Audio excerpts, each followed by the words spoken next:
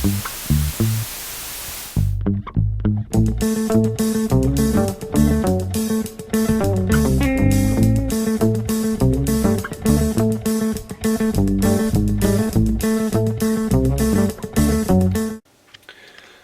fermiers, amis fermières, bonjour, bienvenue à la ferme, bienvenue sur Cocotte TV. Aujourd'hui je vous présente un produit qui sort de l'ordinaire par rapport à ce que nous testons d'habitude, puisqu'il est question, comme vous le voyez ici, d'un micro. Alors pour autant, c'est un micro, mais il nous provient d'une marque que nous connaissons bien, il provient de Razer. Donc Razer, vous le savez, c'est périphérique gaming, souris, clavier, casque, etc. Et si vous nous suivez régulièrement, vous savez qu'on a testé aussi il y a peu de temps le Leviathan, qui était une barre de son plus sub de la part de Razer. Et pour avoir eu une conversation avec quelques personnes de chez Razer, eh bien aujourd'hui, la volonté, elle est simple, de la part de Razer, c'est de se diversifier et surtout d'ouvrir un peu plus grandement au monde du son. Et pour le coup, ça passera à la fois par des enceintes et aussi par des produits de ce type, puisque pour le son, un micro, ça peut toujours être pratique. Donc, ce micro se prénomme le Seren, il garde quand même un petit peu de lien avec le monde de l'informatique, parce que si vous regardez bien sur ce petit encas, il est proposé en gros pour les musiciens professionnels, les youtubeurs et les streamers, ce qui n'est pas forcément une mauvaise idée, parce que l'idée de Razer, c'est clairement d'apporter de la qualité de son dans la restitution de la voix, sur toutes les présentations.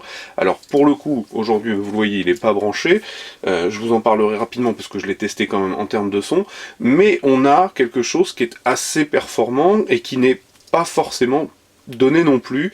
Le tarif de tête, si je ne m'abuse, est autour de 199 €, plus les options, parce que je vais vous les présenter.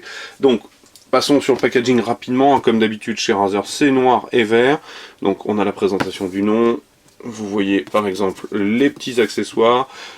Un schéma explicatif au dos, et je mets de côté. Alors, les deux boîtes en carton du fond, qui sont ici, et ici, en fait c'est très simple, ce sont les options. Donc je vais commencer par vous présenter les options rapidement, de façon à ce que vous puissiez voir que effectivement on est face à quelque chose qui a la prétention d'être relativement pro, puisqu'on a un filtre de protection du micro, que vous pourrez donc visser sur le micro de façon à éviter de postillonner dessus, tout simplement. On a aussi un support métallique vraiment solide, c'est du matériel pro, je pense que pour avoir eu la chance une fois d'en pénétrer dans un studio radio, on a exactement la même chose, donc métallique avec la ficelle qui va bien, et vous vissez ça, et vous revenez visser ce parti-là sur la perche qui est censée tenir le micro au-dessus de vous.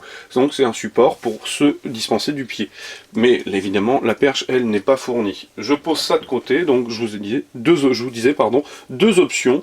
Le support pour suspendre le micro et le filtre anti-protection, on va dire ça comme ça. Ensuite, au niveau du bundle du micro à proprement parler, on a le guide de l'utilisateur, les traditionnels autocollants, le flyer de remerciement, et ça, c'était les deux notices explicatives pour les options.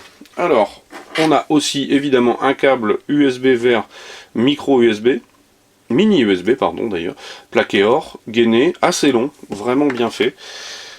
De bonne qualité en tout cas, et le micro, lui, est vraiment bien fait, puisque vous avez vraiment quelque chose à la fois de lourd, ça c'est clair, le pied est assez lourd, avec une mousse isolante en dessous, alors je suis désolé, elle a déjà pris la poussière, le stand en métal assez lourd, les deux pattes de maintien, et on retrouve un micro qui fait appel à des grilles métalliques sur le dessus.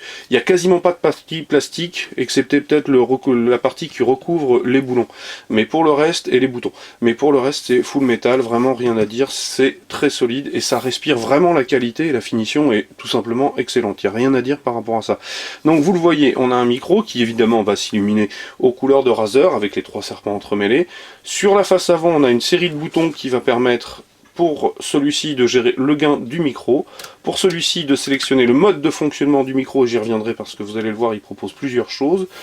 En retournant, on va pouvoir modifier le volume du casque. Ici, on a un petit écran LCD qui donne justement information sur le mode de micro sélectionné.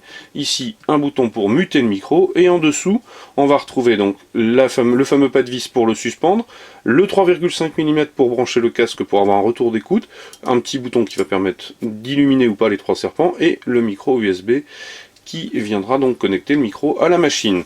Pour le reste, ça reste un micro. Pour l'avoir utilisé, je peux vous en parler assez rapidement. On a vraiment quelque chose qui est beaucoup plus performant que le son que j'utilise actuellement, c'est-à-dire la caméra et son micro. Pour la simple et bonne raison que le moindre petit bruit est retransmis illico presto, il n'y a pas de souci à ce niveau-là, c'est vraiment extrêmement précis et ça capte tout, vraiment tout ce qui se passe dans l'environnement, sachant que, et c'est sur ça que je voulais revenir, je fais appel au petit manuel, j'avais mis un petit marque-page, on a un certain nombre de fonctionnements, c'est-à-dire alors les symboles qui apparaîtront sur l'écran LCD qui vous expliquent que là, globalement, on a un fonctionnement cardioïde, stéréo, omnidirectionnel, bidirectionnel, et en fonction de ce que vous faites, c'est-à-dire streaming, podcast, voice order, instrument, le stéréo pour le vocal, on a du omnidirectionnel quand vous passez plusieurs personnes autour du micro, et le micro est capable, en fonction du réglage choisi, d'affiner, enfin pas d'affiner, mais en tout cas de travailler la récupération du son de bonne manière et de s'adapter à l'utilisation tout simplement. Donc on a vraiment quelque chose qui marche très bien. Pour l'avoir testé sur une prise de son, c'est assez bluffant, tellement bluffant que ça fait peur, parce que clairement il faut vraiment aller affiner le gain du micro, etc. et le positionner de bonne manière. Alors relativement, parce que vous posez en fonction des modes sélectionnés, il va faire son travail tout à fait correctement, mais vous pouvez pas vous permettre par exemple de, pour le coup, jouer et taper au clavier avec, sinon ça risque d'être forcément assez dur à entendre pour les autres, et il faut donc aller travailler le son, mais ça vous génère une piste audio spécifique qui normalement, dans de bonnes conditions, est tout simplement excellente.